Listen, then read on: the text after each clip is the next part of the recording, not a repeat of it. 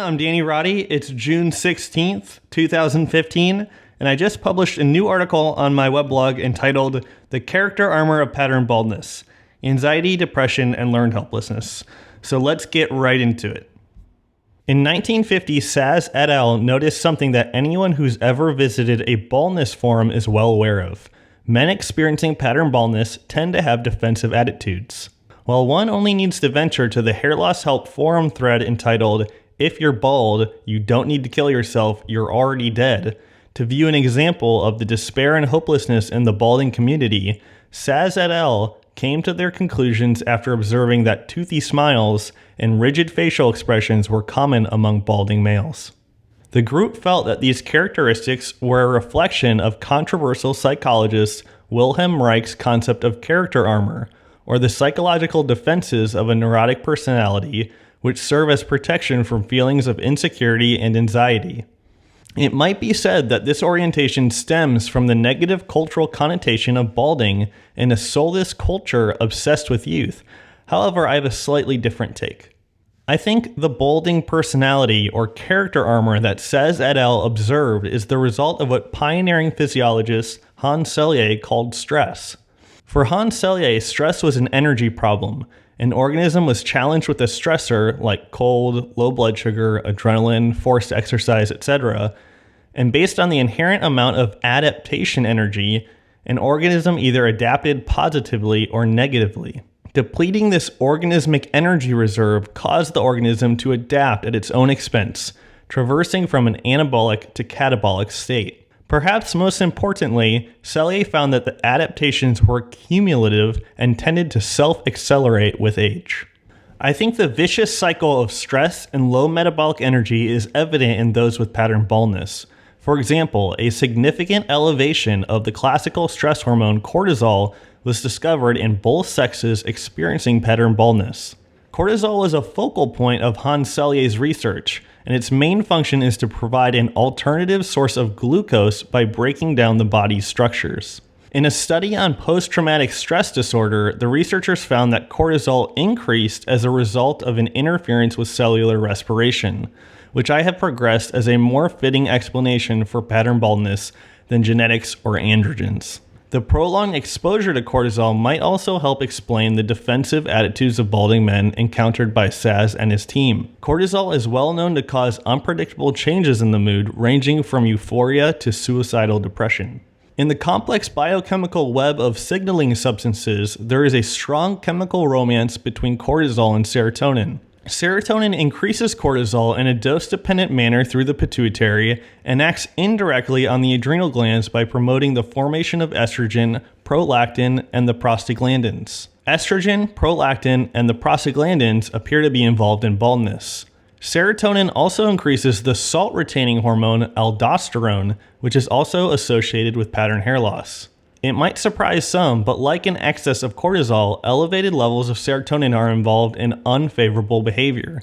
In fact, serotonin is responsible for one of the most serious stress states, learned helplessness. Learned helplessness is a behavior in which an organism is forced to endure aversive, painful, or otherwise unpleasant stimuli and becomes unable or unwilling to avoid subsequent encounters with those stimuli, even if they are escapable. Learned helplessness can be induced by increasing levels of serotonin in animals. Likewise, exposing animals to inescapable stress increases serotonin. Active thyroid hormone triiodothyronine, or T3, reverses the phenomenon. Moreover, low levels of serotonin are associated with playfulness, while high levels are associated with aggression and anxiety. Recently, the hardwired cultural idea that high levels of serotonin are associated with happiness and that low levels are involved in depression has been challenged. In the 2015 paper, Is Serotonin an Upper or Downer?, Andrews et al. Suggested that serotonin reuptake inhibitor drugs, or SSRIs, weren't effective, and that when they were effective, they worked differently than advertised. Here's a quote from that paper. "In summary, we propose that depressed states are high serotonin phenomena, which challenges the prominent role low serotonin hypothesis continues to have in depression research. We also propose the direct serotonin-enhancing effects of antidepressants disturb energy homeostasis and worsen symptoms. We argue that symptom reduction, which only occurs over chronic treatment, is attributable to the compensatory response of the brain attempting to restore energy homeostasis. Serotonin is often considered a brain chemical, however, 95% of it is produced in the intestine. Chronic bowel disorders are associated with so-called type D personality, D stands for distressed, and elevated levels of serotonin are seen in inflammatory gut diseases such as irritable bowel syndrome, celiac, and Crohn's disease. Serotonin causes inflammation in the intestine, and elevated levels of serotonin are a marker for appendicitis. Unsurprisingly, bacterial endotoxin, a constant source of stress in the intestine, increases the release of serotonin. The anti-serotonin drug ondansetron is helpful for inflammatory bowel problems and can relieve some of the most intrusive symptoms of IBS. Another anti-serotonin drug, cyproheptadine, protects against endotoxin and is probably useful for bowel inflammation. Similar to ondansetron and cyproheptadine, LSD appears to antagonize serotonin and might help explain the stereotypical childlike playfulness associated with taking the drug. In the 1950s, acid therapy was effective in the wholesale revamping of one's value system. Oftentimes, those who underwent psychedelic therapy reported dramatic personality changes, involving not only relief of neurotic symptoms, but a wholesale revamping of value systems, religious and philosophical beliefs, and basic lifestyle. Raymond Peat was the first person to bring the role of serotonin in inflammation, pain, and depression to my attention. Seemingly light years ahead of the current batch of nutritional personalities,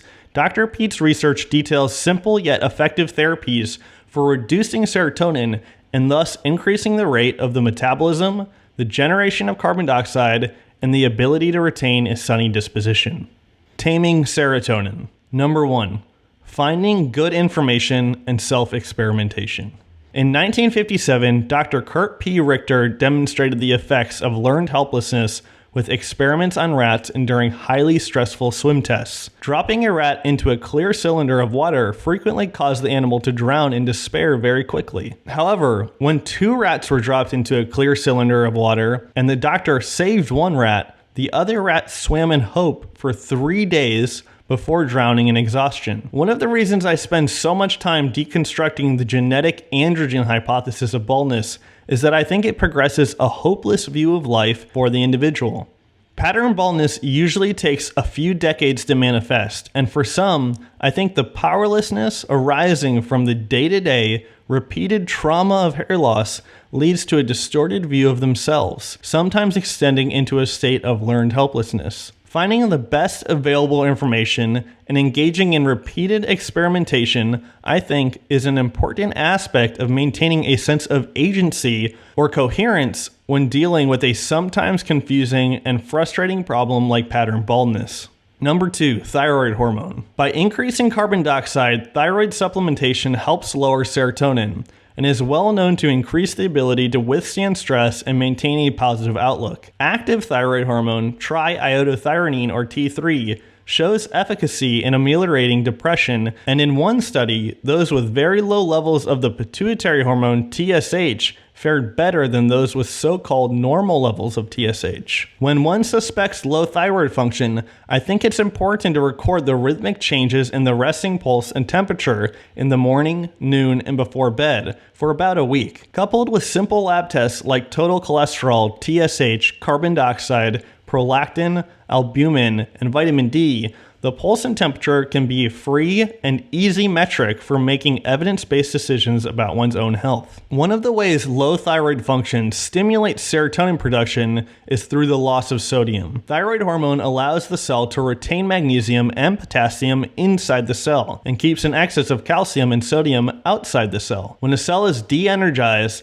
and isn't getting everything it needs, it takes up an excess of sodium and calcium, leading to an excitotoxic, overstimulated state. At the same time that an excess of sodium is moving inside the cell, the surrounding tissues become sodium deficient, increasing the release of substances like serotonin, prolactin, and aldosterone to compensate. Prolactin powerfully suppresses thyroid function, and both prolactin and aldosterone are associated with depression. Number 4, Ray Peat's famous carrot salad. The intestine has been a large focus for many in the nutritional and health field for the last decade. However, rarely is the deleterious nature of serotonin mentioned as a factor in bowel problems. Bacterial endotoxin can increase levels of serotonin, and antibiotics with vitamin K, like penicillin VK, can be used to suppress endotoxin. Dr. Peat's famous carrot salad recipe has a mild antibiotic-like effect, and is probably a safer option to use every day. In my experience, a few courses of penicillin VK with vitamin K have been worthwhile.